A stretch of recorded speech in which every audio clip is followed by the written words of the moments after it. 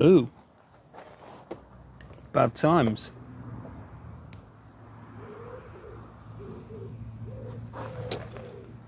Did you spot the deliberate mistake?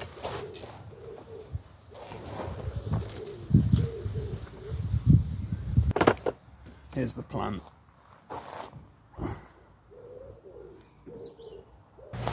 Now we fill up the engine with 300ml of 10W40 engine oil, and we also don't forget to put the drain plug in, which I forgot last time.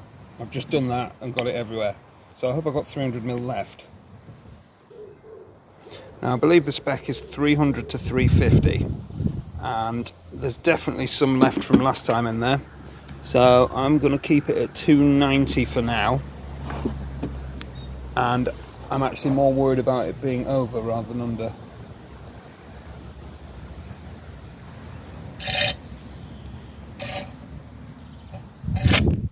Great. It's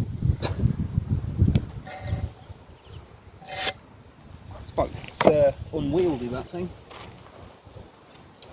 I've got a horrible feeling as well that this engine enamel isn't oil resistant, because a little bit came off when I wiped off the spillage. So I better wipe that down. I almost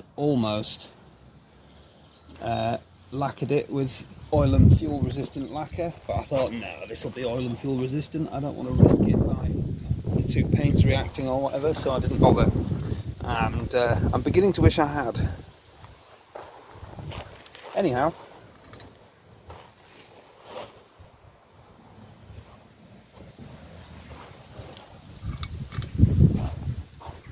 this is the fill plug that came off the engine. As you can see, the threads are a bit chewed up. Not my doing. Can you see that?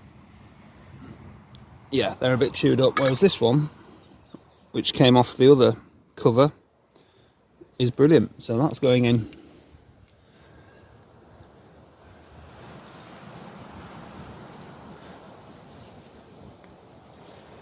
Lovely. So it's literally just a case of torque a few bits up. So head studs and that, and I don't think there's anything else needs torquing up actually. Put this cover on, and I'm going to put the kickstart on now.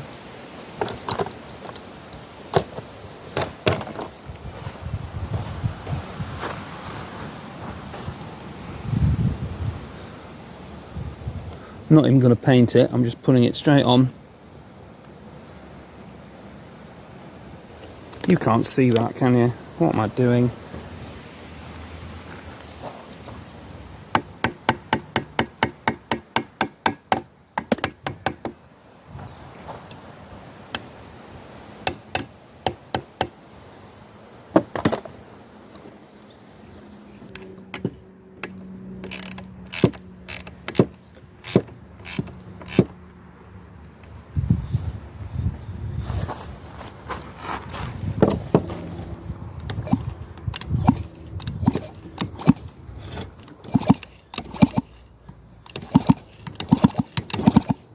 Brilliant.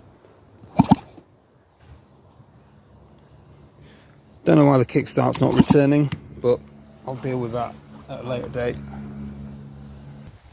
And for now, that's the engine sorted.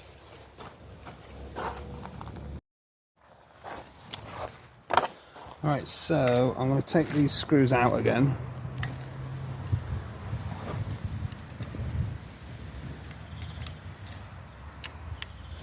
And find out why the kickstart isn't retracting. I think I know why.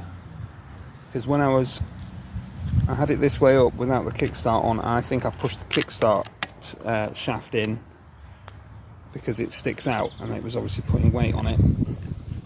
That's my theory anyway. So I don't know what has happened there.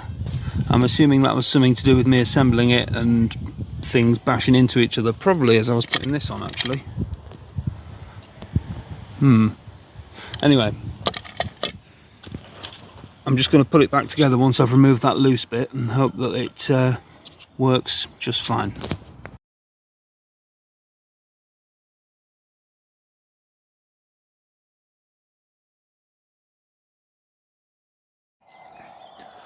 Right, so we're going to open this up together and see if we can see what was causing the engine to jam up yesterday. I think I got all the bolts out. Yep.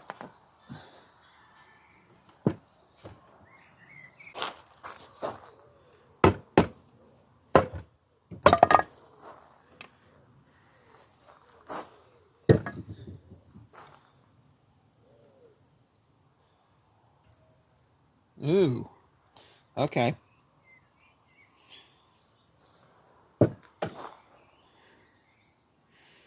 Well, that's interesting. So, oh my god, everything's gone fucking wrong, basically. Wow.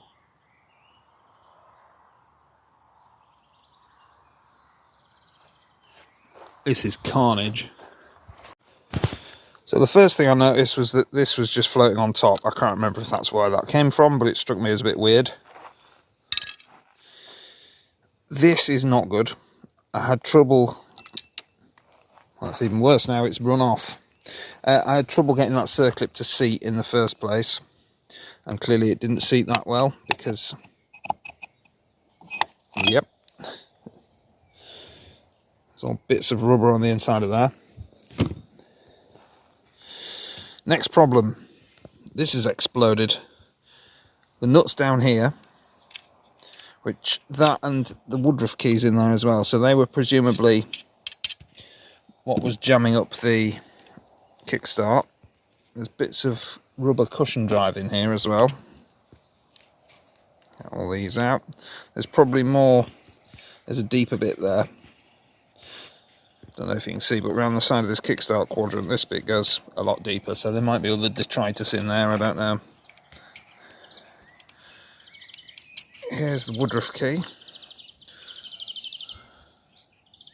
Now, one thing I will say is that this bit, although it's rubbed the paint off it, it is still intact, because that's the bit that was broken on the old one. But if you look, it's touching the clutch. So that will cause more friction and horror. In fact, it's on a bit of an angle, isn't it? It's like jumping off. But it's jammed in by this bit of friction drive. Not friction drive, cushion drive there. So that's why it jammed up. I thought it was something catastrophic in the gearbox, but clearly I must have not tightened that down enough, I suppose. Nightmare. I'm going to go get something to pull that out with, I think, and then hopefully that top part should come off and we should be able to see if there's any more damage.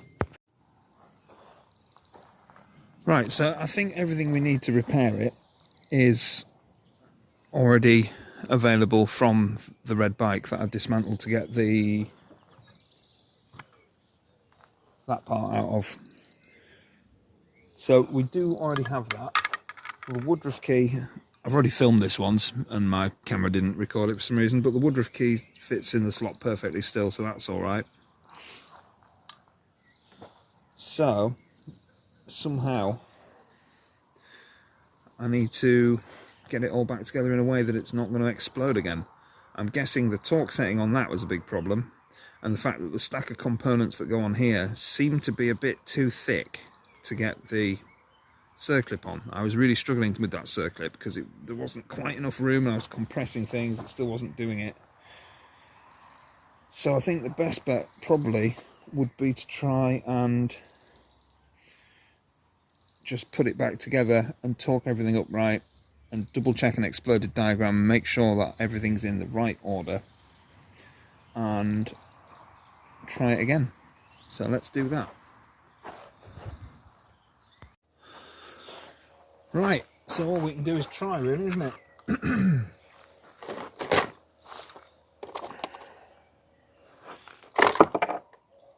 This is the sprocket originally out of this engine, which I think, anyway. Oh, I don't know.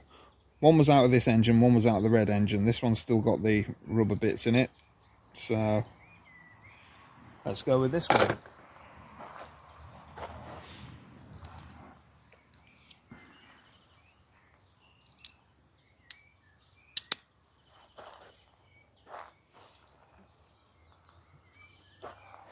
the Woodruff key in. Risky business, but we're doing it.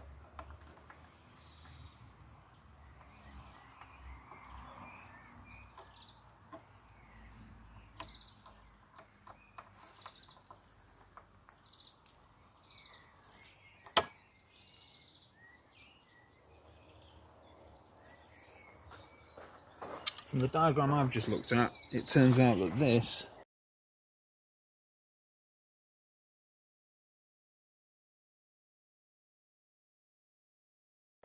goes on there, and this goes on here,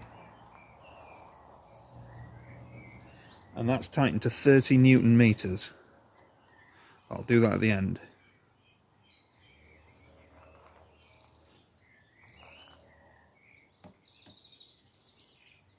So we've got circlip, spacer, clutch,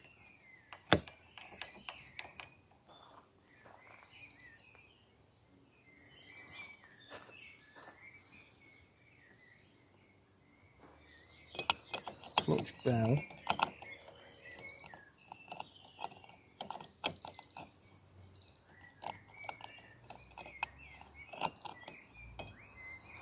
just wipe all the bits of shite out the inside of there.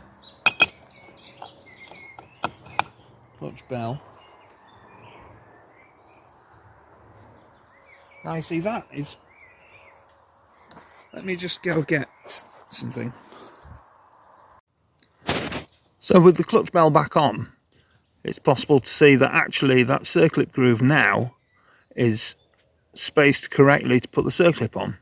Before, that groove was sort of part way, almost slightly below the level of the clutch bell there, so I couldn't get it on properly. So something obviously wasn't lined up right, and now it is. And also you can see the clutch bell's been eating the end of here, and now it's miles away. So I think somehow, and I'll have to go back and watch the video and see if I can work it out, but somehow I completely messed that up putting this together. So I'm going to take the clutch bell off, tighten this nut up to 30 Newton meters, put the circlip on, put the side cover back on, and remember to drain the oil after the first 100 miles because it's full of shite. In fact, it really is full of shite. Will it focus? Metal shards and horror.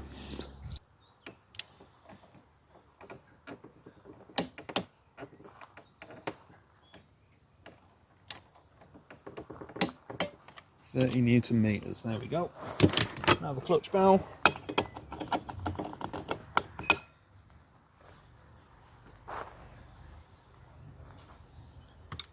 And this circlip, I should probably replace it really, but I'm not going to, so I don't have one to hand. Oh, that is a piece of piss compared to what it was. We'll make sure it's seated properly.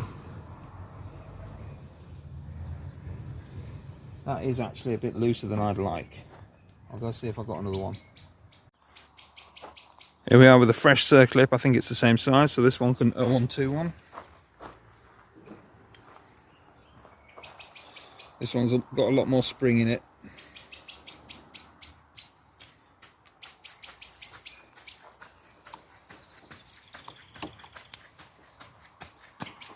Yeah, that's loads better.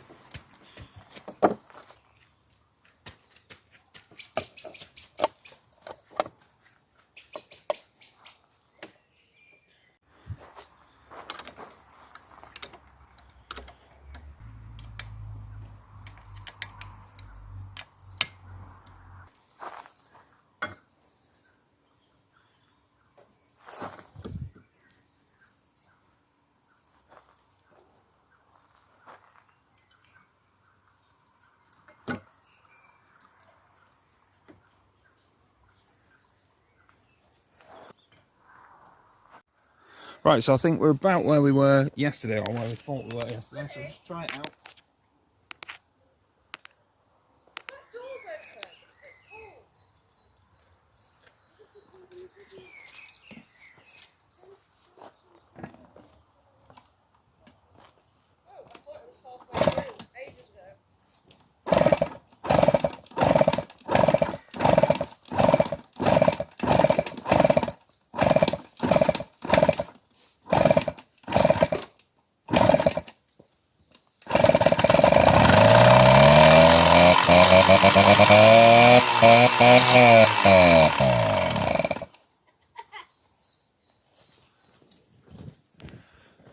Lovely.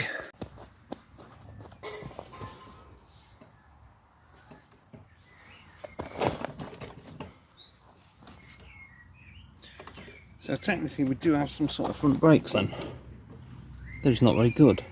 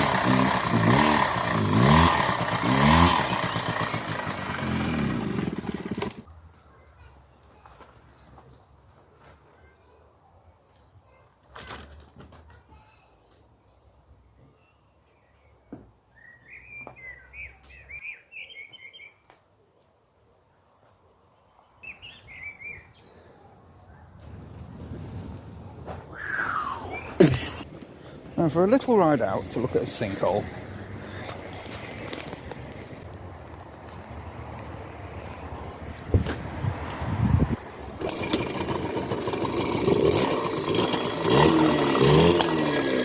Something's going on.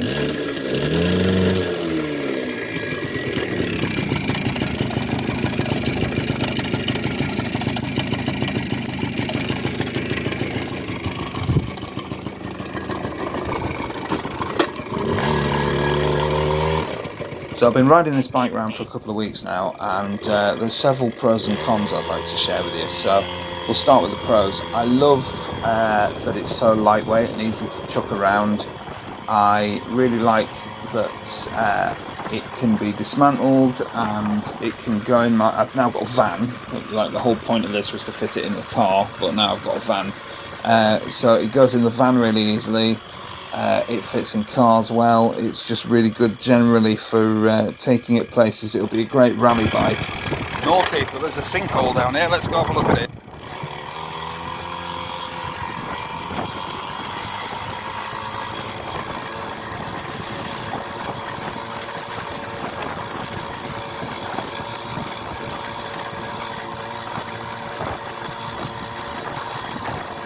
It feels no hills. I don't think it even knows what a hill is. I mean, this is quite a steep hill we're going up now. The engine tone will not change from bottom to top. It'll just power up it. On the way down hills, it sort of breaks through its speed limiter slightly. Not speed limiter, but it feels restricted normally when you ride it. But as you come down a hill, it speeds up and then it doesn't slow down again. It kind of just maintains that speed until you have to slow down.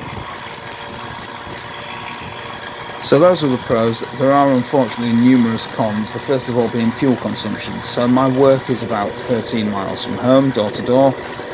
It's got a 0.6 litre tank, 0.6 gallon tank, and it uses a full tank each way. So it roughly works out at about 21.5 miles per gallon, which is ridiculous for a bike that's quoted at 110. Bearing in mind this is completely stock, I've not even modified the airbox. I think it's hugely overfueling, and I think possibly it might be because the needle in the seat need cleaning. I don't entirely know. So I'm going to investigate that and see what I can do, because it should be somewhere near stock so that I can then jet it until it 4 strokes, go back a bit, and then maybe mess about with the air filter, or maybe not, I don't know.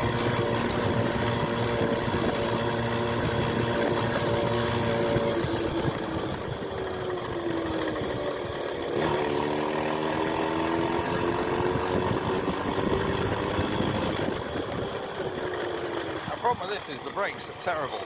Front brake does nothing. There's no adjustment in it. So what I'm probably going to have to do is adjust it at the cam, but at the moment, I mean, look how much slop there is in that. I did put one of these like push bike, mountain bike adjuster things on it, but that was shit. It goes okay. It feels like it's got more to give though, and it's almost like it's got a limiter, which it hasn't. So there may be some restrictions somewhere. The carb, I'll turn it off a minute. So the carburetor, I kept upjetting it, trying to get it to 4-stroke, and it just wouldn't. I should clarify that while this bike is stock, it's like many bikes, slightly overjetted from the factory to make it kind of slightly restricted. So you can tune it by just jetting it properly, and the way to do that is to increase the jet size until it's 4 strokes and then go back a bit. How much you dare go back is up to you, because you don't want to run it lean, but you want to get it to 4-stroke, and I just can't. I went to a mental jet size and it didn't work, so it's back to stock. Anyway, let's look at the sinkhole.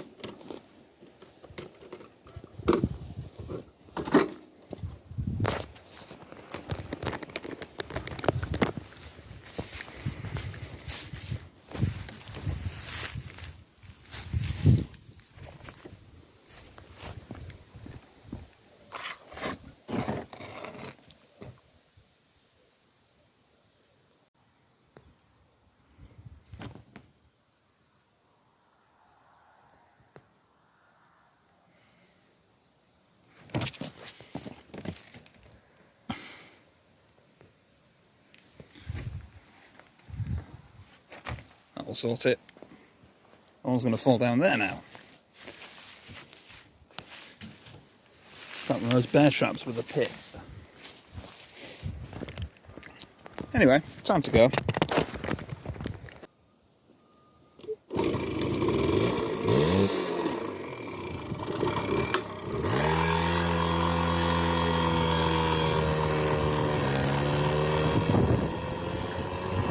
So, to continue on with the cons list, it's also surprisingly twitchy to handle.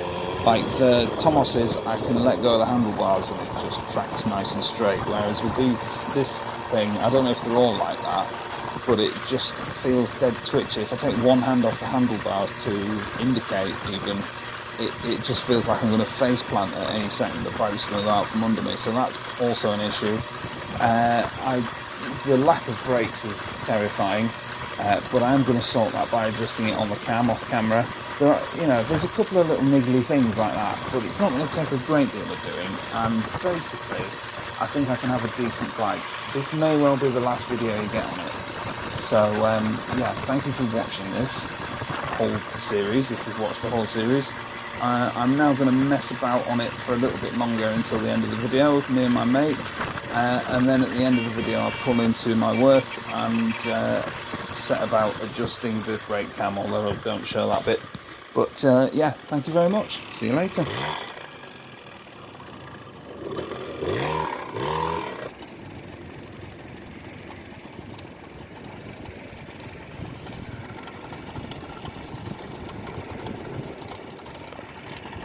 Onwards.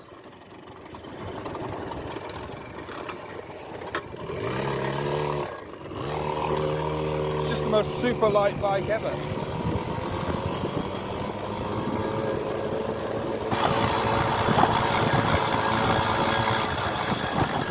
But yeah, front brake literally does nothing at all. But you can get around that by going like that. And then suddenly it does something, but then it pops back in the hole and knackers itself. I'm going to go see my mate Mark, who was on that bike, and see if he wants me to give him the hand of God.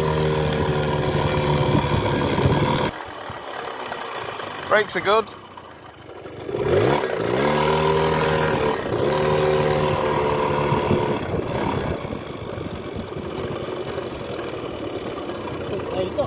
Yeah, I was trying to push you up the hill.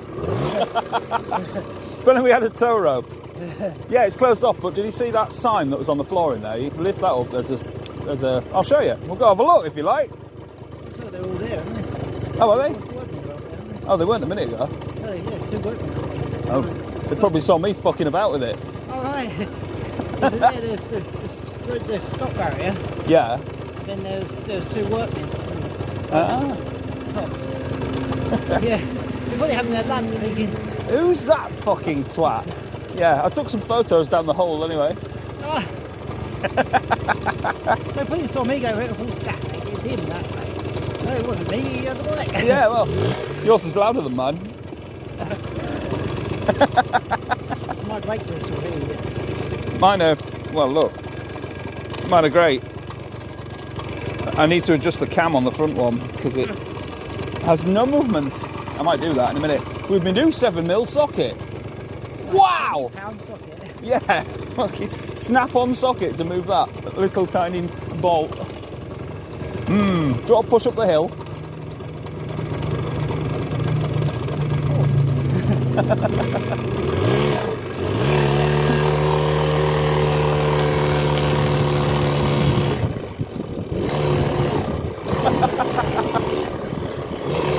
can probably go the same speed as this, Jan, to be fair.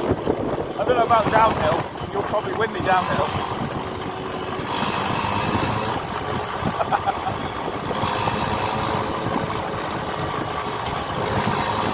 Oh, you've got gears. That's no good.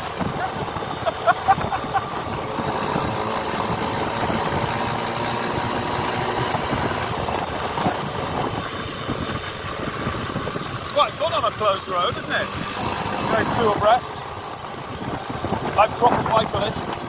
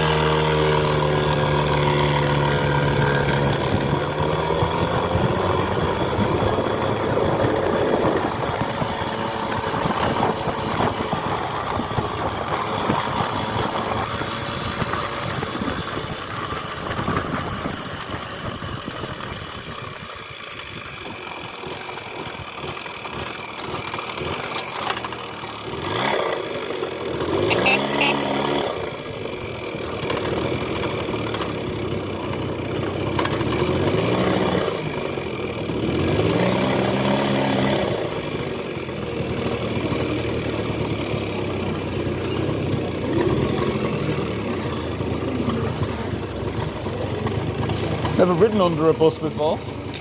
It's all new. I'm going to do the brakes and then try them out again. Oh God, it's nearly past already. Oh, that's shit, isn't it? Whip that off, move the cam that way, sorted.